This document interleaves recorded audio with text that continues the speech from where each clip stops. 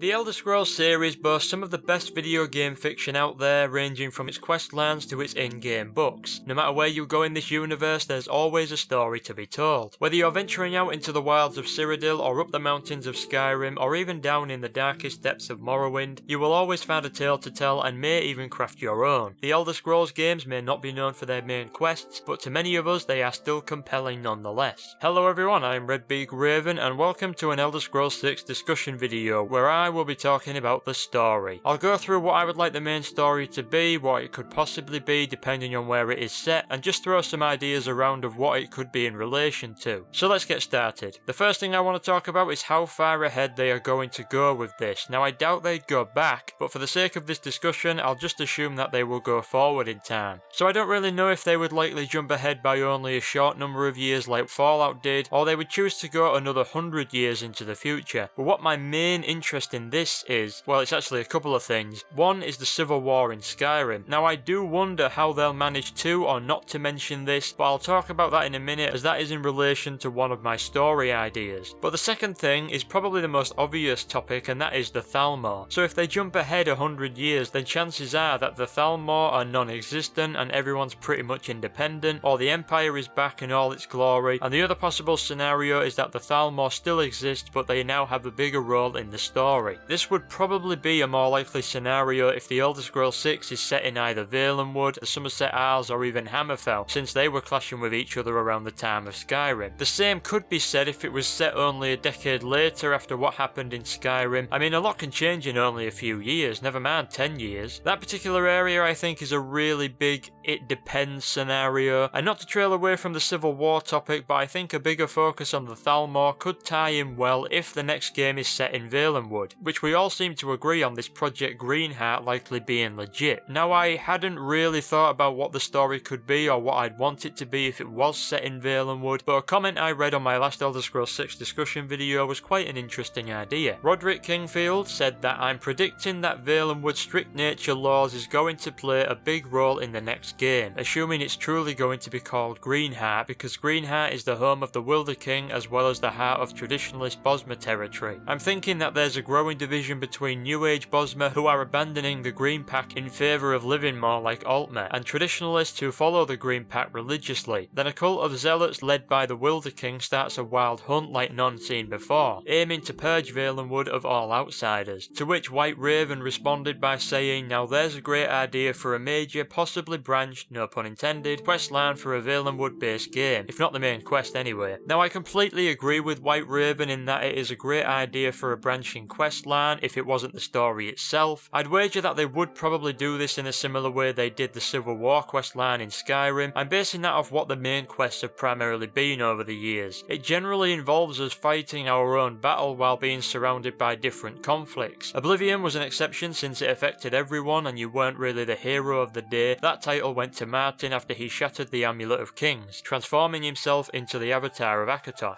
When you think about it, our characters have never really achieved a legendary status in Tamrielic history. Maybe in the province that the game took place in we are well known, but despite all these heroic acts we perform, we never really get a reputation that we might want or expect us to get. So in a nutshell, I'd say that that particular idea probably wouldn't be the main story, but as Roderick said, it would play a huge role if the next game was set in Valenwood. Okay, back on with the Civil War. So seeing as though the outcome of that event is entirely up to us and there isn't really a good or bad side, then chances are Bethesda will either pick a side of their choosing or they will try to vaguely mention it in future games. However, an idea that I've been thinking of that could acknowledge the Civil War but not tell us its outcome in a satisfying way is if in the next game we see a third Akaviri invasion. The reason I say this is not only because I want to see more of the Akaviri, but also because it could make sense depending on when the game is set and what actually happens following the events of Skyrim. So just to remind you or educate you if you don't already know, the first Akaviri invasion took place in the First Era and was mostly carried out by the Serpentine Zayacy, a race of vampiric serpents who swore an oath to eliminate any and all living dragons. It is rumoured that the dragons originated from the continent of Akavir but were forced to relocate to Tamriel to escape the Zayacy's dragon hunters. To cut a long story short, the reason the Akaviri invaded Tamriel in the First Era was to hunt down the dragons that fled there and find the fabled Dragonborn who was deemed by the Akaviri to be Raymond Cyrodiil, the founder of the Second Empire. Seen as though though the dragons were hunted presumably to extinction or possibly fled Tamriel by the time Tiber Septim ascended to godhood, then the Zayacy had no reason to invade again. Although now seen as though the dragons have returned thanks to Alduin, and depending on what happens to the remaining dragons after Skyrim, the Zayacy could very well invade yet again. But, and it's a big but, seen as though they eventually fought alongside the races of Tamriel in the first era, then instead of an invasion it could just be a friendly visit in order to help rid Tamriel of dragons. So in the next game we could hear something along the lines of, for years the Stormcloaks and the Imperials fought, but all that bloodshed was meaningless after Skyrim was invaded. So essentially the result of the civil war is inconsequential due to someone invading the province shortly afterwards. The Akaviri perhaps? To me it would make sense, seeing as though the dragons returned and they swore an oath to hunt down dragons. The second Akaviri invasion took place in the second era. The Akaviri participants in that invasion were primarily Kamal, a race of snow demons, and the reasons behind that invasion I believe are unknown or not entirely clear. Some believe that their purpose was to seek an object called the Ordain Receptacle. So basically there's a trend with the Akaviri invasions. The invasions seem to mainly be the Akaviri looking for something or someone. So like I said, the dragons returning could spark another invasion, or perhaps Bethesda could come up with something else that causes the Akaviri to invade yet again. I don't know if this would be in relation to the main story or just something in the background, but I find it very interesting nonetheless. So that is essentially my solution for mentioning the Civil War in a way that would make us happy, I suppose. But maybe they'll just step far ahead in time for the Civil War or even the Great War to be a footnote in history. To me, it's hard to take an educated guess at how far ahead they'll jump in the next game because I don't really know what they could have planned. I was surprised at how far Skyrim jumped, so who knows what will happen next. Now moving on to something that I would really love to bear witness to, but at the same time I don't know if they actually should do this. I'm not going to build it up anymore, I'll just say it: the return of the Dwemer. The Dwemers and their disappearance are one of the biggest mysteries in the Elder Scrolls universe, and there are so many questions that I want answered. Where did they go? What's their origins? What else could they have possibly created? How deep do their cities really go? What was their favourite food? I want to know a lot more about them, and that is actually one of the greatest things about the Dwemer, is the fact that we don't have an encyclopedia on the bloody race. I, as well as many others, are fascinated with them. Their philosophy, their architecture, their history and their technology are all absolutely unique. Now one of the arguments for why this wouldn't be a good idea is because the mystery surrounding the Dwemer is actually one of the key factors towards our interest in them. What do you generally find more interesting? A race you know a lot about and see everywhere, or a race you rarely see and know very little about? I agree to an extent that the Dwemer should remain a mystery, but I can't say that I wouldn't want Bethesda to bring them back in the next game, or even in future games, seeing as though the Dwemer have the potential to be a serious threat to both themselves and Tamriel. Then you could easily make their return and what they plan to do the main story. As for how they come back, well, obviously that depends on what happened to them in the first place. There are many theories about what happened to the Dwemer out there, and one of the theories is that the Dwemer basically did to themselves the same thing the Dragonborns did with Alduin, by creating a time wound that sent their entire race forward in time. That is actually a good theory that I would believe, but another theory is that from experimenting with the heart of Lorkhan, they paid the price by causing the destruction of their entire race. Then there are the suggestions that they were all doomed to roam the plains of Oblivion, or that they all turned to ash. Some scholars in the Elder Scrolls believe that they didn't all disappear at the same time, and my favourite theory I've seen on the internet is that they didn't disappear, they all just shrunk to the size of ants and we keep stepping on them.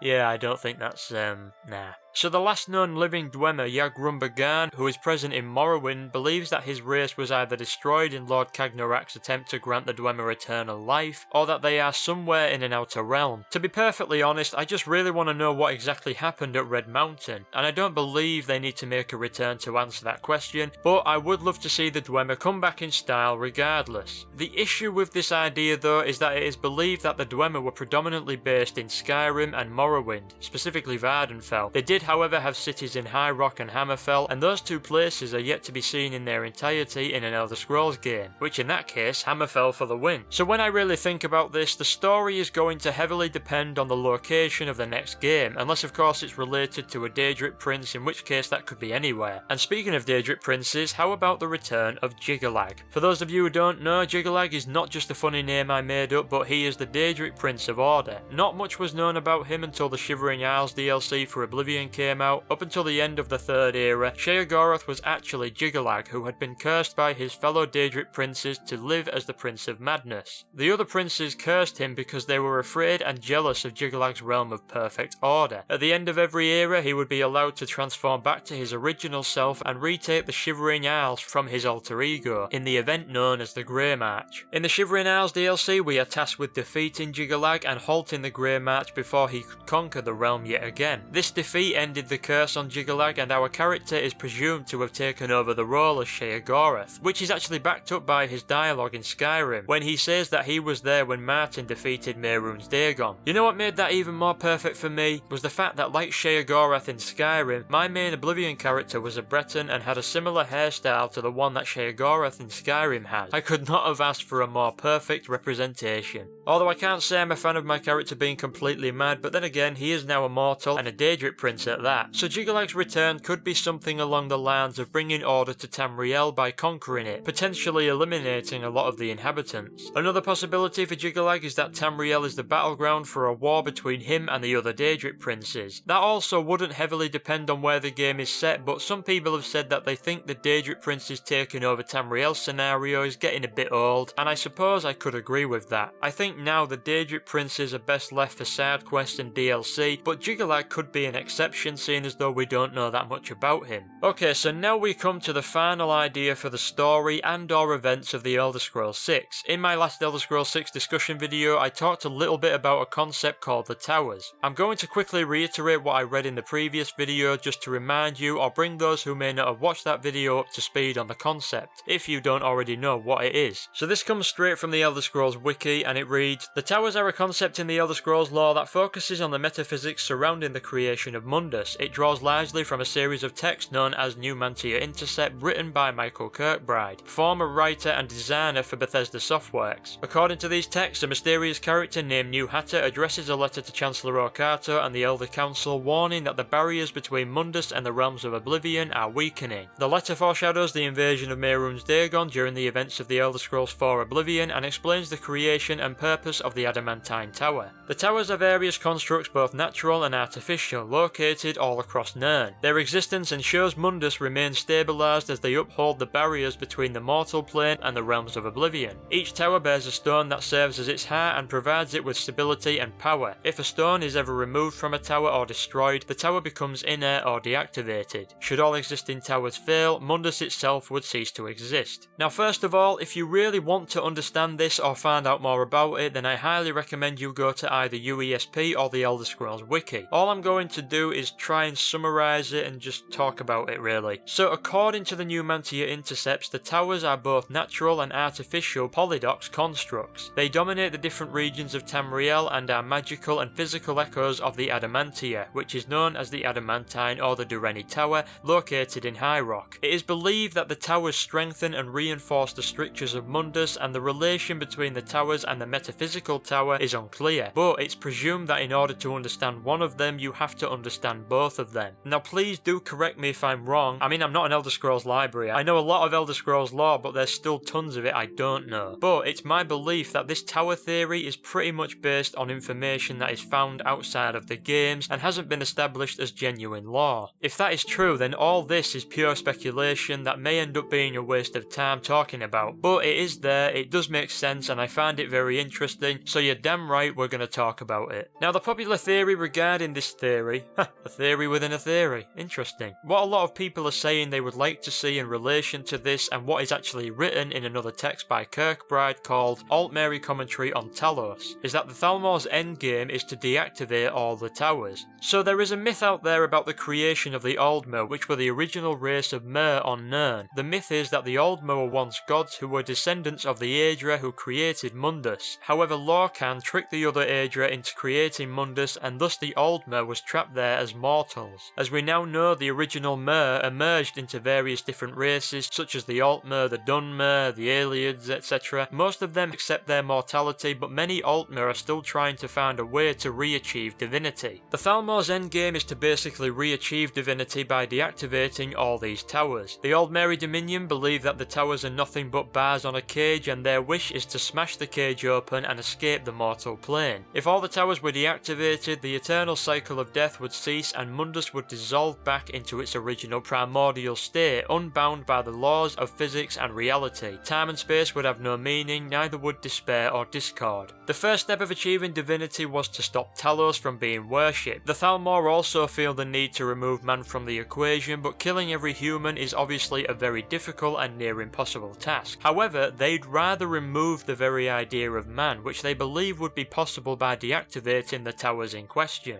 What backs this theory up is how the Elder Scrolls games seem to be heavily related to the destruction of these towers, with obviously some exceptions. The Adamantine Tower played a role in Daggerfall, the Red Tower, which is Red Mountain, was in Morrowind, the White Gold Tower was obviously in Oblivion, the Brass Tower is mentioned in the Prophecy of the Dragonborn, which then leads to Skyrim, which is home to the Snow Tower, commonly known as the Throat of the World. So the towers that are actually deactivated are the Red Tower, thanks to the events in Morrowind, the Crystal Tower, which is located in the Somerset Isles, but it was apparently destroyed by the Daedra during the Oblivion Crisis. The Orkalk Tower was believed to be on the continent of Yokuda, however, seen as though the majority of the continent sank into the ocean, the tower is likely deactivated. The Brass Tower, which is the new Midium, is more than likely deactivated as it was believed to have been destroyed during the event known as the Warp in the West. It is unknown at this point what other towers are either activated or deactivated, but the point of this text is that the Thalmor wished to deactivate them all. Now if this was the case, then it would strongly indicate that the next game would be set in Valenwood, as the Green Sap Tower's status is unknown. There has also been some mention of other towers out there on other continents, but there are huge gaps in the source material for this concept, so a lot of it is probably speculation. Personally, I don't believe that there's enough credible information out there to say that this is a solid theory. The concept of the towers themselves is full of mystery and lies, and I refuse to believe that the games are ultimately about destroying the towers. If that was the case, and it's true that Mundus would cease to exist, then everything Bethesda has ever written, created, and everything we've done would be bloody pointless. And let's be honest, that would be a shite ending to the last Elder Scrolls game.